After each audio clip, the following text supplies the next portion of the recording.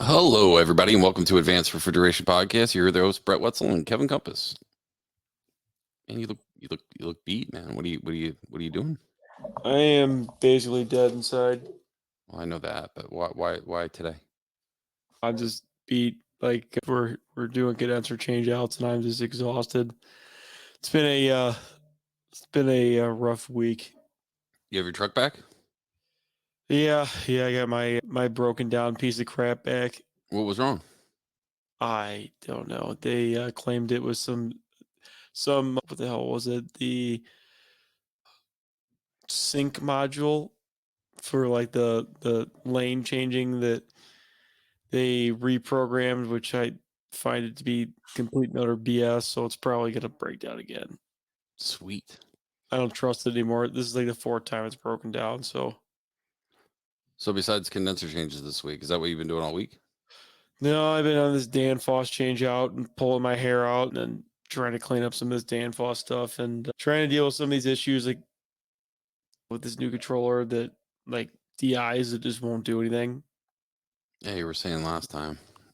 Like Like like no matter what you do with the programming, the inversions, wiring, it's just being dumb. some controllers they work fine. The other controllers they don't. Right. Same components, same programming, Same firmware? same firmware. Ridiculous. That's weird. Yeah, I'm like at my wits end with it, just exhausted. Yeah. Is that what you got going on the rest of the week? You're still doing condenser change out for the rest of the week? You said you had to wake up stupid early We gotta do 3 condensers tomorrow. in one night. One day we start early and we do them during the day. So I don't even know what to say about that. it's brutal. I just noticed I had a pause thing. I can pause now. What's that? I just realized I can pause this. I can pause the recording. Can you? They must have did things because now I have a pause function. Oh my god, that's so much better. I have a restart function. So in case we're like, oh, that was crap, we got to re-record. And About time though. I mean, they should have had it a long time ago. yeah, I agree. All right, ready? Yeah. Just run around outside being unsupervised. No, it's fine. You live in Indiana. It's fine. No, last week I was in Houston, and I was just trying to get as much stuff done as possible. We start training literally in I think 2 weeks. I decided to take 2 days off right before my birthday, and so I'm off tomorrow and Friday, and just so I can kind of recenter because I've been putting in a crap ton of hours just trying to get everything squared away. Is a really important thing for us because, well, for me anyway, we're doing the coolest like commercial curriculum, the VRF, the mini splits, the residential type units, the rooftops, just making sure everything is squared away before ice machines, making sure everything's just squared away and running before everything is cool. What else I got going on? Job fair. I got a job fair I got to go to. We're having one at Fullerton, California's training center, October 25th. So that should be fun. I want a free swag bag. They have swag bags. I think that we're gonna have a couple Carhartt Coolest tool bags that they're giving away, and I think pretty sure we're giving away some tools. I don't know how that all works out, but I was just told that that's what we're doing, so that's what we're doing. So I'm flying out there in a couple weeks to do that, and I had realized today that I'm literally booked up every other week until May. Yeah, I'm just wiped out and exhausted from that. Like I just looking, there's like condenser change outs to basically to the end of the year every week. It's just like not looking forward to it. It's like monotonous and I'm like beyond burnout from it. Yeah, I get it. It's just ugh.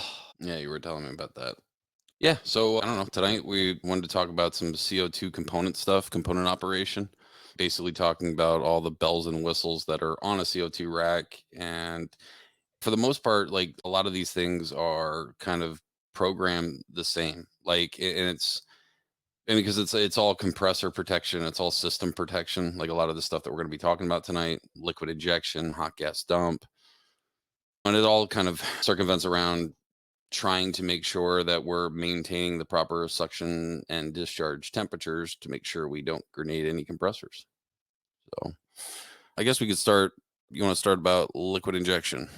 So I don't know. I could start. You can start. What do you want to do? Liquid injection, It's a prevention device. straight Band-Aid. Prevention device. What didn't need liquid injection? 404. But no, so liquid injection.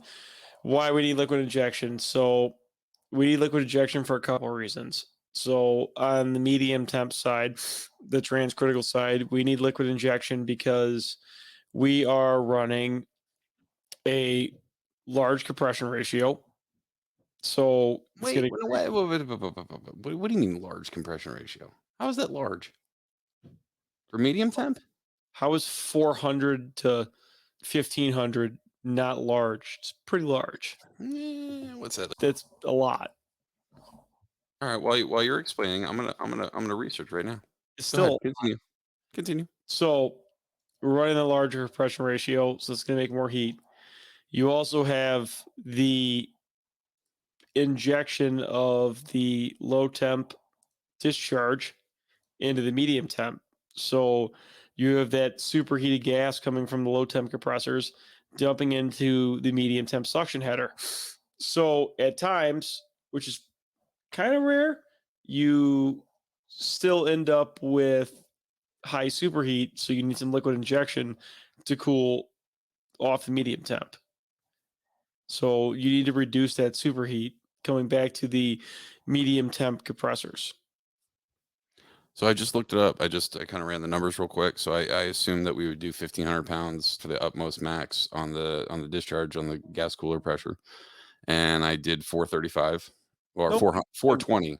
Nobody's 420. even running 420. Most of the time they're running 390 to 400 because they're all jacked up. All right. Well, even if it's lower than that, just hear me out, okay? Jerk. If I take 1550, because you have to add atmospheric pressure, which is 14.7 when you do this, so I just rounded up to 15. Essentially, it's only a 3.5 to 1 ratio. So that's not bad at all. That's what I mean. That's what makes the system so efficient is the fact that you're running a lower compression ratio. They're not efficient though. But It's efficient if you're running a 3.5 to 1 compression ratio, where typically you're running 6 to 1, 8 to 1, and in R22 low temp, you run freaking almost 10 to 1. yeah, which was a terrible refrigerant. I love how they always pick the terrible refrigerants that they compare it to. It's like comparing the Olympic runner to the guy with the one leg. Those guys that have the mechanical legs can run pretty damn fast. I don't know if you've seen that before. Yeah, well, I mean, kind of cheating. Like, yeah, they picked the worst low temp refrigerant they could pick, and or they're going to throw some 134A low temp on there to compare it. It's more efficient than this. So anyway, so yes, it's to kind of make sure, because you got to remember we're pumping discharge gas directly into the suction of the medium temp. So we're trying to make sure we don't overheat the windings into that compressor. And as we run a higher pressure, that discharge temperature also starts to, delve up a little bit. So from what I've seen, typically they're trying to maintain on the medium temp, usually around 36. 36 seems to be the magic number as far as good superheat. And so like a lot of the programming, you'll see it's like 37 and a half. They'll cut out the liquid injection and they'll allow it to get up to about 55 degrees of superheat before they actually kick on the liquid injection. And like Kevin stated before, that's not the only reason why we do that. It's also to control the discharge temperature. So if the superheat is still good, they usually run this on a or function. So either if the superheat is high or if the discharge temperature is high, this would be the reason to do the liquid injection. And most racks, I've been going through a lot of programming here late, and it's been about 250 seems to be the cut in for the discharge temperature of the medium temp, and 240 for a cutout. Now, obviously, if you start having problems on this, it's you can tune this to make it go a little bit lower, just to make sure you don't go outside of the parameters for anything. So if you were to set the discharge temperature lower, you'd have to make sure that it's not interfering with the amount of superheat going back to that compressor. But like I said before, you have that that little bit of a fail safe there because you're putting discharge gas directly in the butt end of that compressor. It literally ends up hiding more things than it does anything else because most of the time when liquid injection's kicking in, you got blown valve plates or something else going on. It you can get away with not having it. Like for example, like there's Cardo doesn't put it on any of the racks besides the ones you guys did out there. And the only reason they even needed it is because it probably doesn't even need it anymore. It was just for pull down.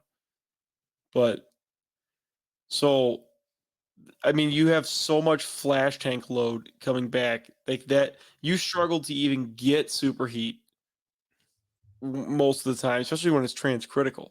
You have the other problem. You have too little of superheat 90% of the time. Even with the low temp compressors clapping along and putting as much vapor in there and superheat as they are, it's still not enough. So most of the time, I hardly ever see liquid injection kick on. I've seen liquid injection kill more compressors than it's saved. Hmm. I mean, it's I think it's more of a band-aid than anything because it ends up hiding valve plates or bleed by or other issues. Yeah, but that's another thing too. I mean, but you could use that as a gauge, right? Like if you see the history of the rack and you see the liquid injection not feeding as much as what it is, as much as what it was, and then all of a sudden then you have an increased liquid injection time on, then you could use it as a failsafe. One thing interesting, like I don't think I've ever seen alarms really set unless, I mean, you've obviously worked on way more transcritical than I have. Do they typically have, I mean, I know on the suction typically you have like the utmost lowest superheat setting on there to throw an alarm, but I mean, I'd expect a couple sensor controls that basically would tell you, hey, if this is running too low or too high or on, if the liquid injection is on for X amount of time, basically it'll say, hey, I have a problem. I mean, it depends on the manufacturer. I mean, to be honest, like there needs to be pulse alarms for like different things for stuff pulsing, but then you end up with a bunch of nuisance alarms because I mean, let's be honest, when this thing's running transcritical, so it doesn't matter what manufacturer it is, like it Mm. still runs through a bunch of oil, it still has low superheat, like when it's running transcritical, I mean, so you start getting those nuisance alarms. So I mean, most of those racks struggle to keep 15 degrees of superheat when even with vape hot gas injection going, most of them struggle to keep 15 degrees of superheat, especially under a high flash tank load. Yeah. You look at it this way, like you're going to have a bunch of nuisance alarms for something you can't do anything about. And you're talking about, so essentially when you're running where you have a very very big flash tank load, you have that vapor at the top there, but it's more of a saturated. I can't. Well, not that's probably not the right way to say it, Vapor. huh?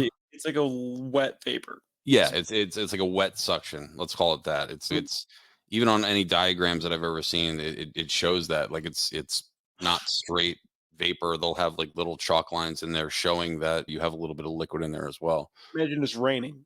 Like Yeah, well, misting. It's misting. it's misting. You're picking up liquid droplets and it's getting in there.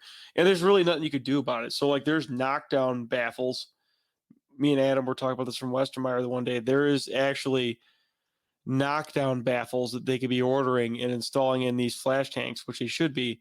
And that helps prevent the liquid carryover from that from happening.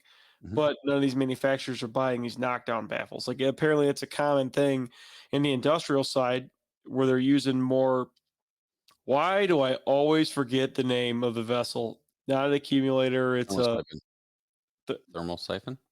not technically, but Liquid vapor separator, like yeah, what you'd have on the pump liquid skid. kind of like the Carnot racks have. It's a God. Why do I always intercooler? Intercooler. I don't understand why I forget.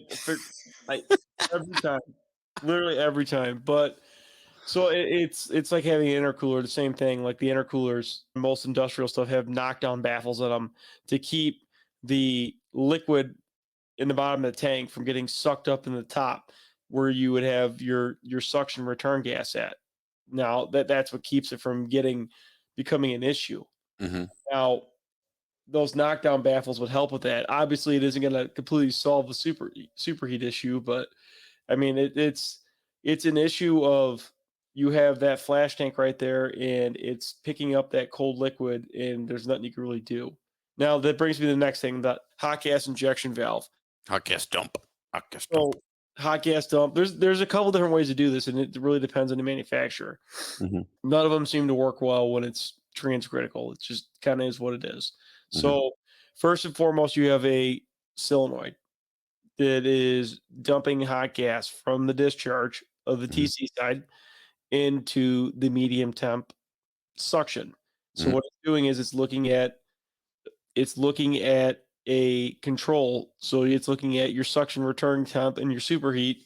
And when the superheat gets down, most of the time I see people putting it like 10 to 12 degrees and or 15 degrees. I raise them up to 20. So they inject more, but I want it to start injecting faster.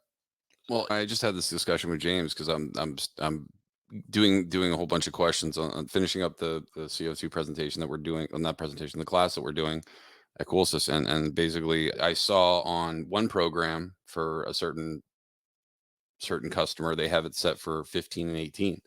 But then I saw another, I think it's the same manufacturer, just a different programmer or different customer, and they had it at 5 to 29.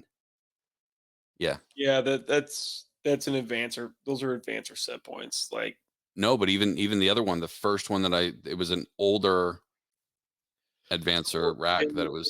they raised it on the advancer racks. The problem is in the advancer racks, the solenoid orifices are way too small, and they don't flow enough hot gas. So it's like basically pissing down a hallway.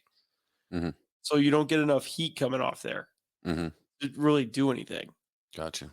Then you throw a zero zone in there, and they got a solenoid big enough to turn the suction to 120 degrees, which I'd rather have that problem.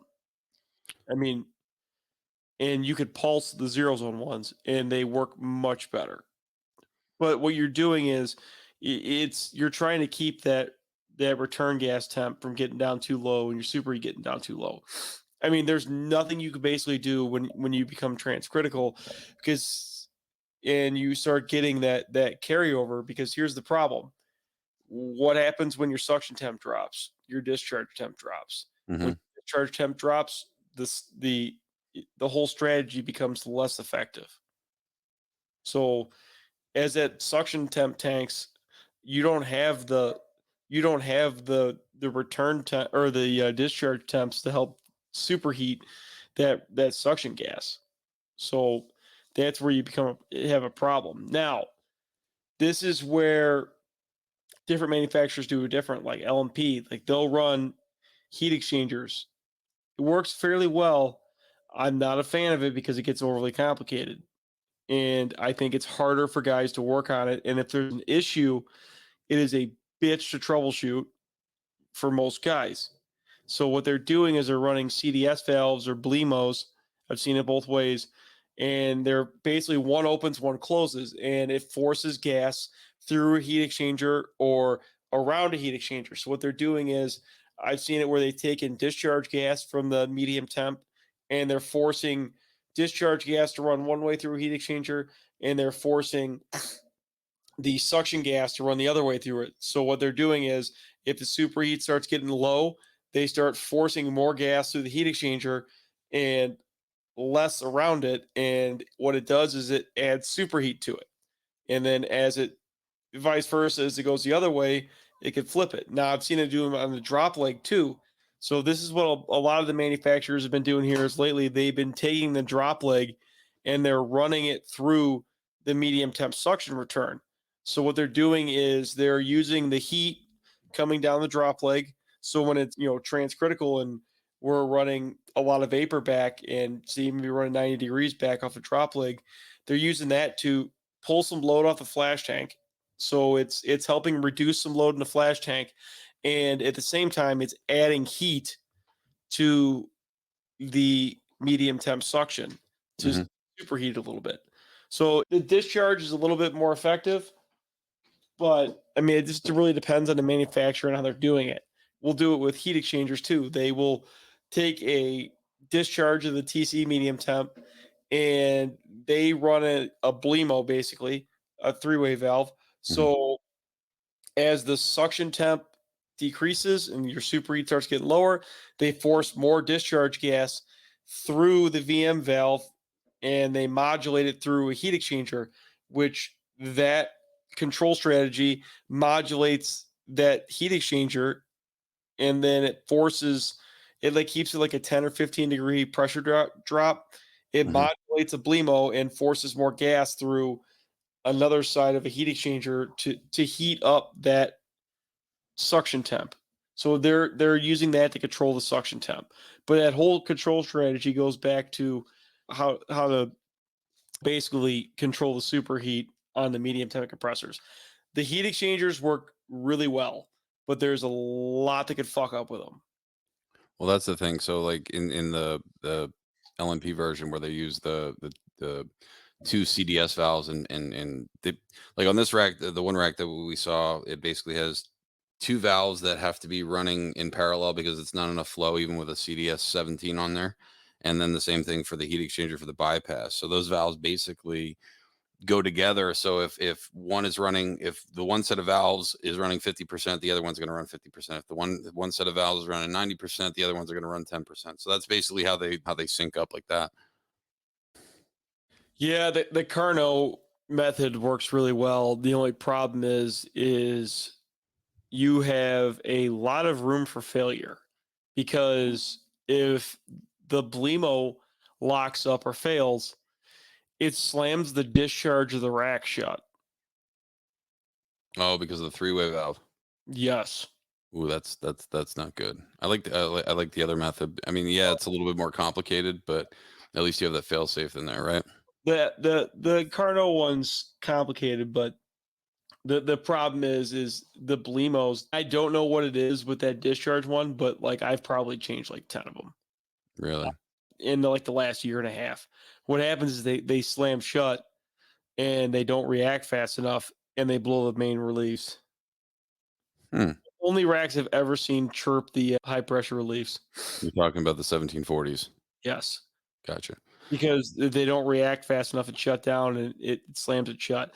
That is the most effective way to control superheat on a rack. I mean, I like the intercooler more than how everybody else is doing it. Like that's how it does their instead of liquid injection, they run an intercooler. Hmm. So what an intercooler is, if nobody understands, an intercooler at its core is a suction accumulator. Okay, it is a suction accumulator that you purposely keep liquid in the bottom. Hmm. So you're constantly boiling it off, and that is what cools down your vapor coming back. So the compressor sucking on it, and then all the vapor coming into it, superheated vapor coming back from the cases, causes the liquid to boil off, and it drops the temp and allows it to boil off and then cool down the suction gas returning. Now you keep a standard level in this intercooler, so like 10 or 15%. And then what you do is you use that liquid that's at the bottom of the intercooler to feed your low temp cases. So that intercooler pressure will be at like 400 pounds. Hmm. So instead of your low temp fixtures getting 500 pounds out of the flash tank or 515 out of the flash tank, and Hmm. then going down to 200 pounds, now you're taking it from 400 pounds down to 200 pounds. So you have less of a pressure drop. So your valves don't get as oversized. And now you have more subcooled liquid. You Yeah. have you have colder liquid. Instead of feeding the fixtures 33-degree liquid, now you're feeding them 20-degree liquid. Makes So it allows things to be more efficient. I honestly think that is the best way to handle liquid injection and in overheating issues is to have an intercooler. And then it allows any liquid coming back from the flash tank to drop into the intercooler. So I want, if you're done with the intercooler, I just want to go back real quick and talk about the hot gas dump because one of the only other things that we didn't discuss was the other reason for having the hot gas dump. Yes, it's primarily because we want to make sure that we're not getting too low of a superheat there. but also on some programming of some of these racks, it will also kick on the hot gas dump in case the load of the medium temp gets too low. So we essentially don't short cycle the rack off and on. Yeah, the problem with that is it works a little, but most of the time it doesn't because what happens when you have no load? And your You got low temp doesn't work right. well, when you got no load, you got no load. You can't rob Peter to pay Paul. So most of the time when you're down to that situation, most of the solenoids don't have enough oomph behind them, and then once that happens, your discharge starts dropping off too. So you lose effectiveness. I wonder if you could. I mean, I don't know how fast this would react, and if I don't know if it would work incredibly well. But like how like most of the controllers, the iPros, the 326s, they all have that heat reclaim set point where it'll basically boost the pressure up on the gas cooler. I'm wondering if you could do something where you could do use the heat reclaim set of contacts in conjunction with the hot gas dump, where you could basically just raise whenever we think that we're going to have to use that, we basically turn on the heat reclaim where it wants to run the gas cooler at a higher pressure and then dump more load into there, essentially raising an artificial load. That doesn't really work, but what does, because here's the problem when you do that, you start holding back more pressure, which reduces the flash tank pressure. Mhm, So you start holding back more. Now, what does is I was fucking around one time in the middle of winter mhm, at Aldi rack and I fat fingered the subcooling set point. mhm, I lowered it, okay, from like 6 down to like 2. mhm.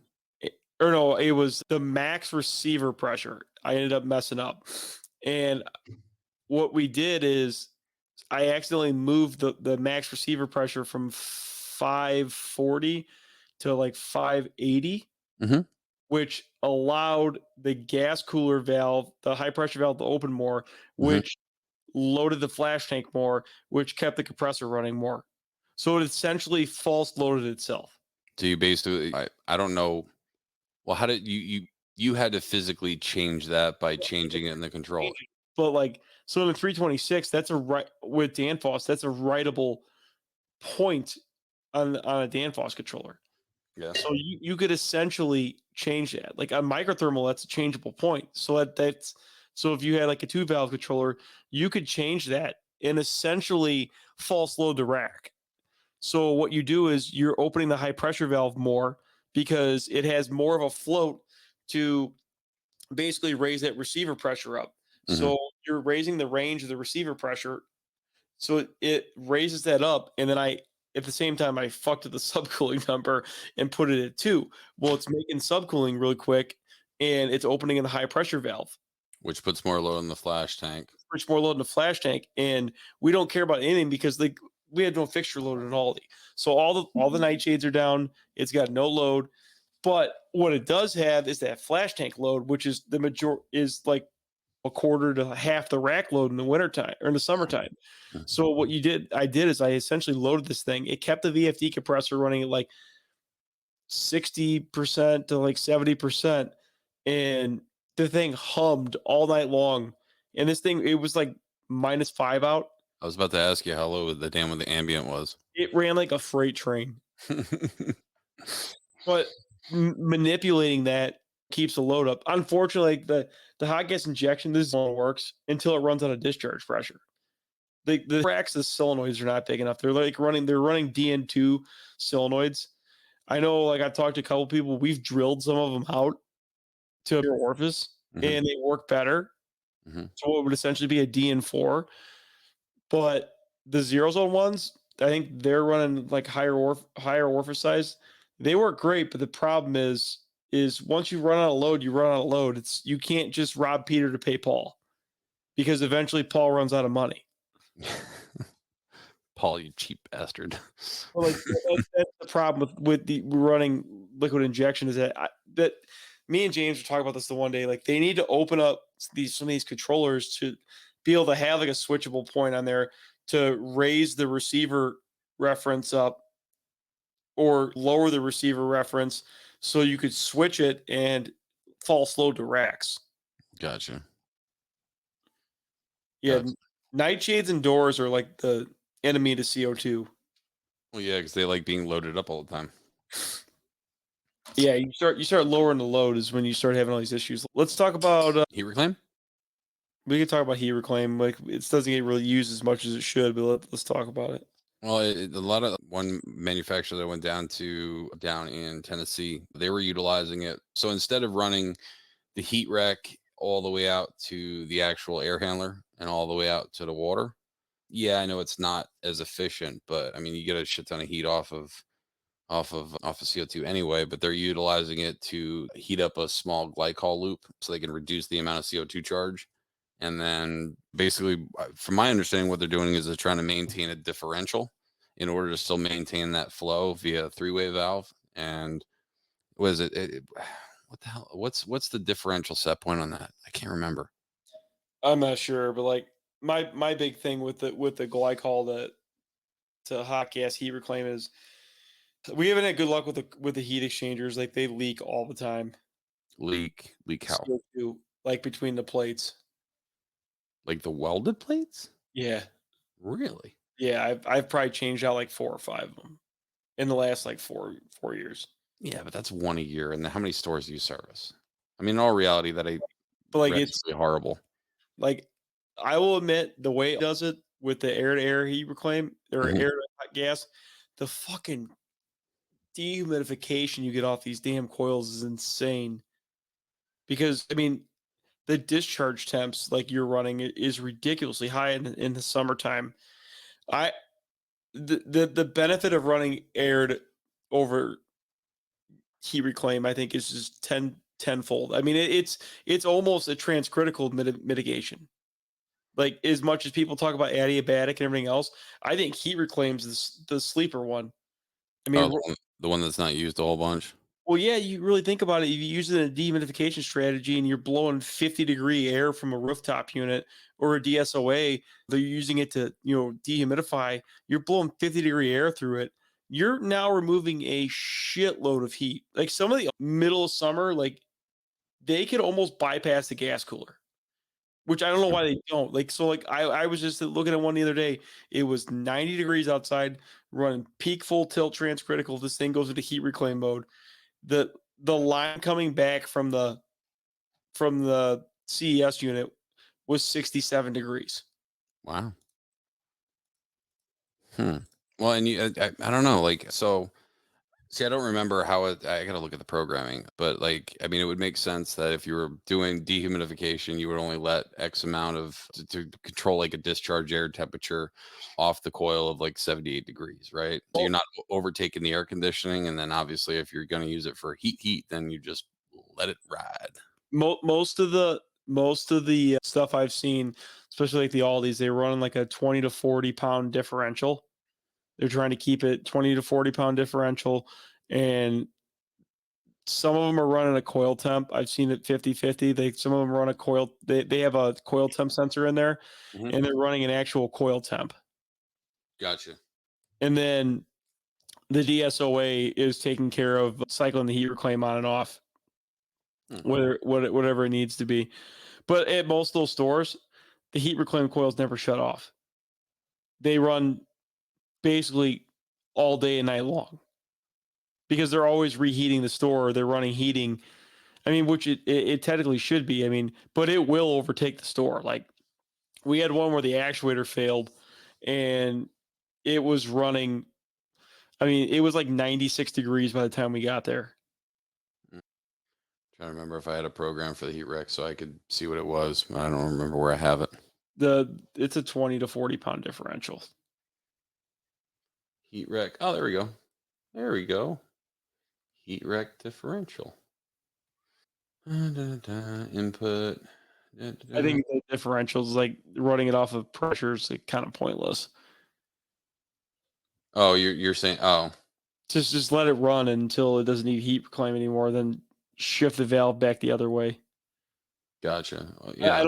don't like the splitting of the gas going one way and gas going the other way. It ends up messing with the flash tank levels. Really? Yeah, because you end up getting liquid stacking in the heat reclaim coil. Because if as you slow the flow down and it starts going the other way, now they don't pump out, so now you got a bunch of liquid sitting in the heat reclaim coil as you slow the flow down. Yeah. So that's why I'm not a big fan of doing it that way. And then the glycol stuff, like I said, you lose that efficiency by going there. But I think it's the only way I've seen anybody do water to. So like we'll do glycol to CO2, Hmm. then glycol to water. Which I mean, by the time it gets to water, you've lost. You have two different media transfers. So, I mean, you lose some efficiency there. Yeah, well, yeah, I've seen it at that store I was telling you about in Tennessee. They basically they were doing CO2 to glycol to the water to the thermal stores, and then they had the other ones that were basically just going regular CO2 to glycol, and then running the glycol outside to the, well, not outside, but underneath up above the roof, right, or under the roof, and basically taking that glycol and running it out. But like I said, it can be used for heat reclaim, for regular air heat exchangers. Remember, if you are running that, making sure that any of that piping, if you're running straight CO2 to any of these heat exchangers, it has to be the XHP or the stainless pipe to make sure we don't have an issue, because it'll fillet a regular fitting if one gets put in by accident. Yeah, I mean, you'll make it on the smaller fittings. We've done that in a pinch. 7/8 and below is usually where before it gets all dicey. You'd have to make sure that the pressure doesn't surpass that cut where it's the maximum operating pressure. Like, I know there are some manufacturers out there that are using 3/8. I saw my first gas cooler that was copper. I was utterly confused. I'm like, "Is that HXP copper?" He's like, "Nope." All I'm like, all of ours are like that up here. They're "Really?" all this 3/8 copper. I mean, Hmm. 3 copper, if you look at the burst rating, it's in the thousands of pounds. I mean, the smaller you get, like quarter-inch copper, quarter-inch soft copper has a ridiculous burst rating. Yeah. I mean, the smaller you get, the stronger it is. So, I mean, the like 2 and an eighth, everybody would think 2 and an eighth K is going to be like heavy duty. It's not. It's Mm, got a really low burst rating because the pipe is so big. mm. But yeah, that I mean, the heat reclaims the gist about that. Let's talk about oil, the big black cloud in the room, the oil system, which has been like the biggest struggle. So it seems to be getting better and better as manufacturers are making it more simple. So Mhm. in the beginning, we had the controllers doing all the oil management, which I am totally against because I would rather have oil management done in a self-contained apparatus. Mhm. So before you had oil eyes on the compressors and solenoids and oil eyes on the separator and solenoids to drain it. Now we've kind of simplified that. We now have high pressure OMBs, the Kriwan controllers. OMCs. Yeah, OMCs, whatever. Hey, I just wanna make sure people know. I don't want people putting an OMB where it might cause issue. It's always going to be an OMB in my heart. But so you get the high pressure OMCs, Kevin said I could put it in an OMB. but you will have OMBs on some of those racks. Yes, but usually now they're making it standardized, whether it be a subcritical compressor or a transcritical compressor, they're just keeping with the OMCs, so that confuses. No, it really depends. Yeah. No, you're right. I mean, it depends where you are. If you're running it, you're gonna have OMCs. Mm. It really depends on how your oil setup is done. Now, so like you have these self-contained controllers now. So much easier. Just like we would on a normal scroll rack or something like that, or a recip rack with oil management, OMCs, Crewans, they work the exact same, just higher pressure rating. Now, the old school way of doing it was you had optical eyes, level eyes that were in every compressor in the sides. I've never seen a Copeland with one. I've only seen the Bitzers. I've never seen a Copeland with a optical eye. I don't think they. No, I haven't either. They usually use they use the 8 when they do the one that has the individual solenoids, right? They use those HV sensors. And Yeah. I that's one thing that I don't understand. So I was like, because when I, because now they make different versions too, and so like I was like, red means low. No, red doesn't mean low. Red means there's a level. I'm like, It but depends what sensor it is. I well, that's what I just said. Like there are some that are different. Manufacturer too, or malfunction too. Uh, They a lot they false positive out. So like and to check them, what you have to do is remove them off the compressor, and you have to have an actual like eye and stick it in a cup of oil and pull it out, stick it in, pull it out, and see what if it changes and if it changes the closure. Now that go ahead, Brett. No, all I was gonna say is like when I was out in Arizona, he asked me to change one out, and I was like, oh well, then I'll change the head because he's like just change the head first. I'm like, oh, okay. So I changed the head, walked away from it, and I was like, yep, it's working. I checked on the controller, and then came back a couple minutes later. I'm like, what the book? I just changed it, and I was like, nope, nope, it's messed up on the inside there. There really isn't too much to be messed up. Like most of the time, I see them. It's usually on startup, and they're scratched, or they they got shit inside of them, Hmm. like dust.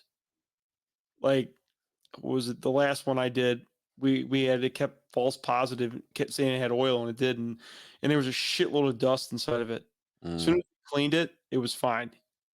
So before we get into like how those work, I just want to explain the other portion of this. So typically you'll have the oil separator. The oil separator will have the HP sensor on the side there. Once it measures a load on there, it'll kick the solenoid on there. The reservoir solenoid will off of the oil separator will fill.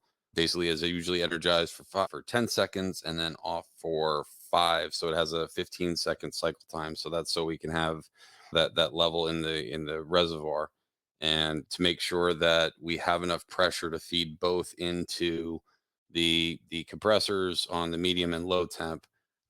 Typically you'll have an equalizer line off the top of the reservoir going out into the top of or into the flash tank just to maintain that pressure, because as you have educated me before, typically you need about 75 pounds of pressure to make sure that you have proper oil flow. Yeah, once you start tiptoeing below 75 pounds, you start getting into the poor feeds, and that is one thing that the OMCs and the Crewans. That's the only drawback is it's gotten a little worse with those. Like they don't like the lower differential. I mean, they're orificed obviously, so they don't handle having the lower differential as much as the other solenoids did. So like the HB solenoids where they were just injecting off of microthermal or CPC doing it, like the OMCs, like they don't handle the low differential pressure as well. So you got to watch that. So that's why you really want to watch that receiver pressure. Probably because it's ported, right? So, because a lot of those are typically used on high pressure when we're dealing with HFO and HFC systems, right? We can put straight discharge pressure in there. The high pressure OMCs, like they run straight high pressure OMCs. So they have a high pressure oil separator and they're running straight 1,400 pound oil straight to the compressors. See, on the Carnot rack that I saw, it had the system that I just explained, where it basically had the separator, then a reservoir, where it knocked it down via that. But I've never seen it without. That's their industrial rack. Hmm. They're what they call their commercial like warehouse rack. What they're doing is it's actually quite simple. They're running a filtered separator, and what they're doing is they're taking that, and it's a reservoir separator combo like Hmm. you'd see at a Target Hmm. on the Pro Rack, and they've literally run that out with a stainless line, and they pick up the high pressure OMCs off that. So there's straight discharge pressure uh, gas going right to it. Yeah, I actually I brought it up right now. So the OMCs, the OM5s, the OMCs, the OM5s, they have a maximum operating differential pressure of 1450 psi. Yeah, so I mean, they take straight discharge gas, and you're going to start seeing that more and more because Westermeyer now has a high pressure centrifugal separator. So they've ditched the filter, which is like my biggest bitch with the CO2 Mhm. is blowing the temp rights. or blowing the filtered separator, and they have a high pressure centrifugal separator. So I started one up last winter at a Walmart. It Hmm. worked phenomenal. Yeah, you were So, saying. but that's all on high pressure OMCs. Like they're not reducing the oil pressure down. They're running straight discharge gas oil pressure. So it's basically a CO2 turboshed Yeah. without And calling it a turboshed because that is a husband trademarked name. yeah, basically. Yep. But yeah, no, it's the only thing I don't like about it is they have high pressure hoses on there. Uh-huh. If one of those fucking hoses leaks, holy fuck, the mess. Like oil at 20 pounds makes a huge mess. Oil at 1,400 pounds makes a ginormous mess. Make sure you don't have any leaks. Well, I mean, we had a hose blow at a Costco, Yeah. and I shit you not, it was 25, 30-foot ceilings in the mechanical room. Oh my God. It was dripping from the ceilings. It was all over the drywall. It put a small hole through the drywall everywhere. Like it's probably to this day, a year and a half ago, it's probably still dripping oil from places. You remember Dumb and Dumber 2? Oh yeah, where you shit. There's shit everywhere. Yeah, yeah. But no, it's yeah. That's basically how they're doing the high pressure OMCs. I would rather have that than anything because all right, now you're eliminating the oil drain solenoid. You're Mhm. eliminating the Reservoir. the reservoir. You're You're eliminating reducing the load. You're reducing the load off the flash tank because that excessive pressure that you're bleeding off there is going into the flash tank, which is adding more capacity. the Crewan version of this. You have to program them. Okay. Every manufacturer that has tried to use them, we can't ever get them to not inject fast enough, and they end up filling the compressors too fast. The Emerson ones or the Copeland ones, the OMCs, Mhm. never had an issue with them overfilling. Like if they overfill, they're bad. It's a bad one. It just fills all the time. Something got in there where it actually, Or they, damaged it. but like the Crewan ones, like I don't want to be sitting there trying to program this thing, and every one of them's got to be different, and like it's too much. Mhm. Like it needs to be simple. That's the whole point of this. It needs to be simple. I need to be able to grab one of these off the shelf and change it with another one without hooking my phone up to it and trying to reprogram the pulse rates and everything else, and then expect some service guy to come in there afterwards, some apprentice or somebody doing it, and expect them to do the same thing. Unless there's a procedure. Yeah, no, I get it. I get it. It's making it more simplistic to make it easier for someone to hook it up. Real quick, let's go back. Let's circle back to the system that they really I don't know if it seems like every newer rack that I've seen like kind of ditch the whole the pulse width one, but I just want to cover that in case people have some of these older racks out there that do have them. Typically, the compressor oil solenoids, they have a 60-second cycle time, or at least that, or pulse width time. That's what they're usually programmed for. Usually about what 30 seconds on, 30 seconds off.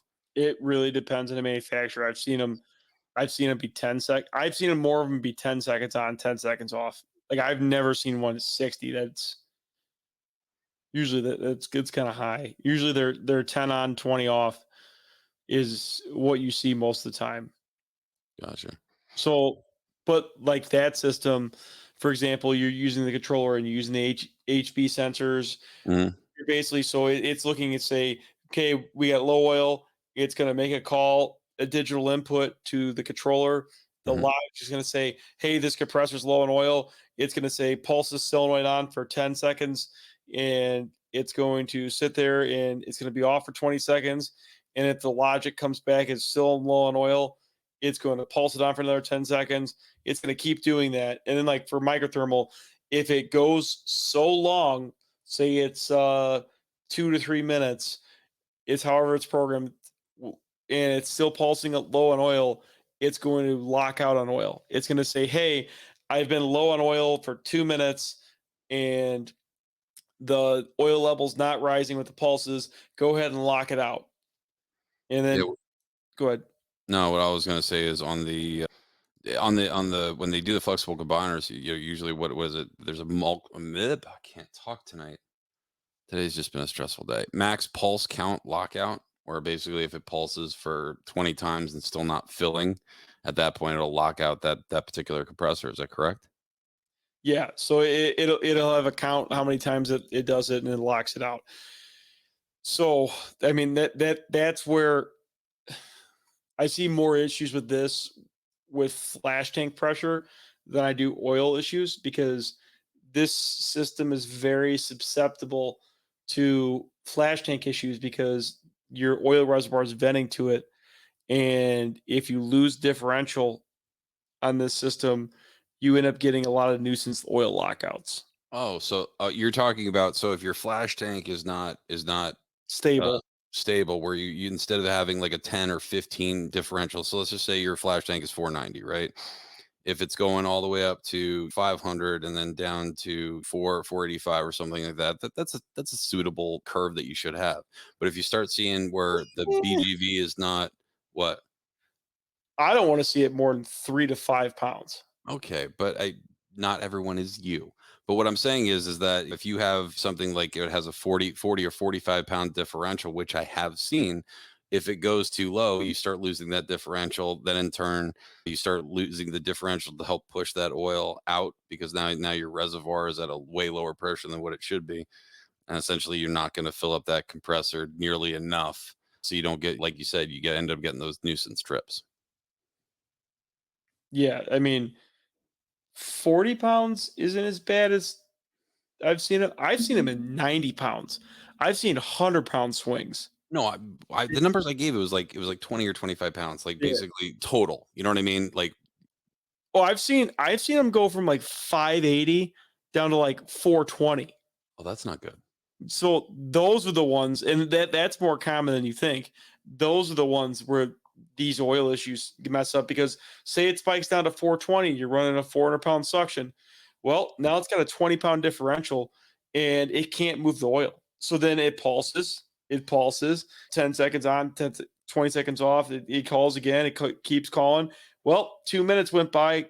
The controller says, well, you're shit out of luck. So you're shut off. Yeah. And that's where it kind of becomes a kind of a nuisance thing. Like you'll see higher pulse counts. The only thing nice about that is the controller registers the pulse counts on the compressors a day, and you could see ones that are using more oil. So that is the benefit to that. If they could somehow integrate that on the OMCs and the Crewans, like a pulse counter, like it's closing every time it's calling for oil, that would be killer because that was a good troubleshooting tool. Yeah, you could have where you'd have to have something that basically closes a set of contacts every single time that oil solenoid feeds, right? So, Yeah, it's uh, one more relay in there. I mean, it didn't seem like it'd be that much. yeah. So I mean, but as you were saying, I think in the programming, it five five five 580 592 is what I've seen it programmed at. So if it pulses more than that, then it's showing you that you're pulsing it so much, and probably because you're having some sort of issue where you're not able to fill those compressors up nearly But as much. but you also have to watch that because I've seen transcritical compressors in the heat of summer, say like 95 degrees out, 400, 500 pulses a day. They use a shitload of oil when it's transcritical. Mhm. So same thing with the separator drains. I mean, Hill was like putting them at like 300 or like 380 pulses a day. Shit, Mhm. we were hitting that by noon on some racks. Damn, son. But like it's not bad if you're pulsing that much on a separator. It is what it is. Like you're it's good. You're separating oil. Mhm. So get the alarm out. Yeah. Like I'd rather have an alarm that says it's not separating enough than too much. So I'm looking at the internals on an OMC right now, and the only terminals I see is ground, L1, L2. You got terminal 5 and 4 for the solenoid, and then you have a common normally closed and normally open, which is on terminals 1, 2, and 3. So you'd have to do something creative with putting some sort of shit like a CSR or something like that. So what you could do, and I was thinking about this, is you could piggyback off the solenoid coil and drive a relay. Yeah, but then you'd have to use one of those little itty bitty relays because I think if you were to use a regular run of the mill relay, it might be too many cycles, especially if it's going 500 times a day, right? Yeah, I What's mean, what's you could use the SCR. Yeah, so if you were let's just say you were doing 500 cycles a day times 365.